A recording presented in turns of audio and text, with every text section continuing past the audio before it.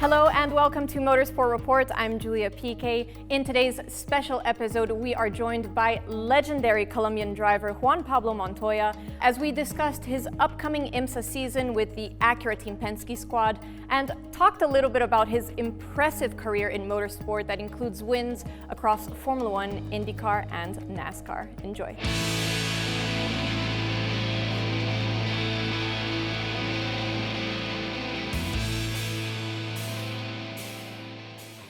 Juan, let me start by telling you what an incredible honor it is to have this opportunity to talk to you. I watched Formula One as a kid on TV for as long as I can remember, and the years I remember the most, and that certainly marked me the most, were 2002, 3, 4, when I was 11, 12, and at the time my brother was climbing the ranks to reach Formula One.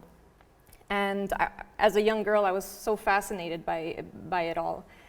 And at the time, you and Takuma Sato were my motorsport heroes. I mean, I was rooting and cheering for you guys every race. And I was actually with my mother at the Monaco Grand Prix when you won there in 2003. Wow. So it's very special to be able to have witnessed that, and you were a big reason of why I loved watching Formula One back in the day. So I'm a big fan, and it's great to have you here today. Thank you very much.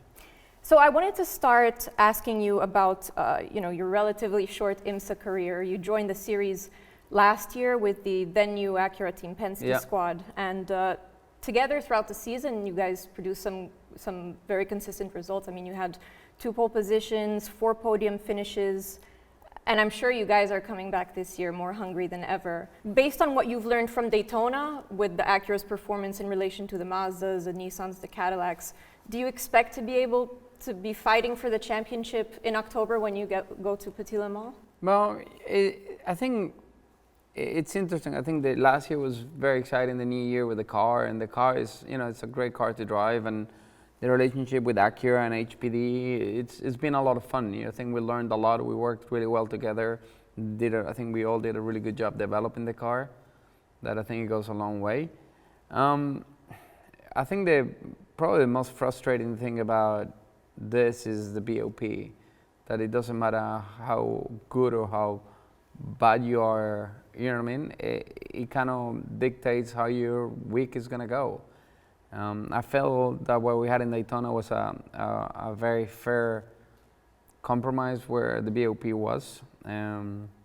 We felt we may be a little bit behind the Cadillacs or with them, but it felt that it was fair. I think going into Sebring, it changed. And I think, I think Sebring for us is going to be a difficult weekend, but it's what it is. We're here, and we got to make the most out of it and see what happens. We got to see what IMSA does with the BOP after this, and how we compare with everybody else. And because of the balance of performance system, are you sometimes worried to show the car's full potential? No. To not get penalized in the next race? So at the beginning of the year, last year, we were really worried about that. But honestly, after we felt we did a really good job with that, we got penalized. So we thought, since then we said let's just drive the car and go as fast as the car will go. We stopped, saving performance or anything, and we just started racing. Honestly, from my personal point of view, it felt we were, behind most of the cars. Because I think as a team we did such a good job, we were getting penalized. I was talking to somebody the other day, I said, I think it would have been really interesting if somebody else had an Acura, like a private team, to compare the performance. Mm-hmm. And I think IMSA might look at us a little different, but it's what it is. I think it's a great series. I think IMSA does a really good, they try to do the best job they can. I don't think they have anything against us. It's just, I think the way they look at performance and the way we look at performances might be a little different. Mm-hmm. And where do you think the strengths of the Acura ARX-05s are compared to the rest? And do you think any weaknesses with the car from last year have now been addressed? One of the biggest problems with these cars are based on the LMP2 cars. So, for example, we are in the Huracan. The biggest weakness probably of the car is probably traction. that we burn the rear tires really fast. And it's the nature of the car. And honestly, unless you could change the geometry of the car, of the rear suspension, we've been trying, but it doesn't really, compare with the Cadillac. I think the strength of the Cadillac is the traction. Mm-hmm. It's two different cars. And going back just for a second to the balance of performance system, I was going to ask you, do you find it frustrating? Clearly you do. Does it remind you sort of, towards the end of the 2003 F1 season when Williams and Michelin had the rules working against you and in favor of Bridgestone and Ferrari?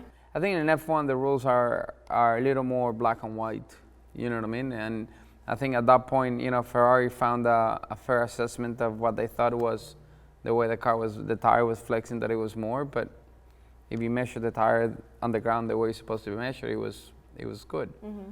So it wasn't it was painful, but it was what it was. Yeah. Just shifting gears a bit to IndyCar, when you realized that your full-time IndyCar career with Penske was coming to a close at the end of 2016, how long did you consider maybe extending your IndyCar career with another team before you took up Penske's offer to, one more try at the Indy 500 in 2017 and then the full role in IMSA? Because you were a proven IndyCar winner in 2016, so I can see the dilemma. You knew you could get the job done there. Yeah, I have no doubts of getting the job done. It's just a matter of, when you're in a team like Penske, to leave Penske for another team that is not as good is tough. I had a couple of good opportunities, but the one that I really considered, they couldn't get it together in time. So I think one of the biggest problems in motorsports right now is I think the teams really struggle finding sponsorship nowadays. I think as the TV packages get better and everything, that will help, the motorsport a little bit and the drivers. I think a lot of the drivers right now, or a lot of the teams, are looking for drivers with money instead of drivers with talent. Yeah. You're an incredibly diverse driver. I mean, you've accomplished so much already, from winning races in NASCAR, Formula One, 2 Indy 500s, and a championship in IndyCar. What are you still looking to add to your legacy, aside from maybe, of course, an IMSA title? I think something that would be interesting for me to try to win. I never won Sebring, and I think it'd be a cool race to win. I've won Daytona 3 times, but it would have been really nice to win with Penske there. There's few races that you still want to win, and then looking towards the future, it all depends what happens with Acura and Team Penske, if they're going to continue, if the program continues. I don't know how long the program's going to go for, and I don't know. It's everything is always up in the air. Well, you had a short yet very successful career in NASCAR. I mean, you've broken several records. In 2009, you became the first foreign-born driver to qualify for the chase for the Sprint Cup. Yeah, and we had even a shot at the championship until I think Texas, when Edwards wrecked us, and he wasn't even in the chase. But to that point, we were in a really good position. We had a strong car and everything. One of the tough things is at that point Ganassi has never been a top team in NASCAR. They do a really good job. Mm-hmm. And when I went there, I knew, he told me from day one, we're not a top team, but we want to take it there. And for me, it was a good opportunity because I could grow with the team and make it better. And we did, we made it better. We won races, made it to the chase, and we're in a really good position. And then I think, a lot of changes were made in the team, and all the, I think, key people that made the team go, the cars go fast. When I think like everything, a lot of politicking went in, and I think the wrong people got fired. Mm-hmm. But well, let me ask you this: considering that there's only currently one foreign-born driver in the Cup Series at the moment, do you think, even though NASCAR makes all these efforts, they have the Drive for Diversity program and all that, do you think that there's still hope that eventually it will get easier for foreigners to make it in NASCAR?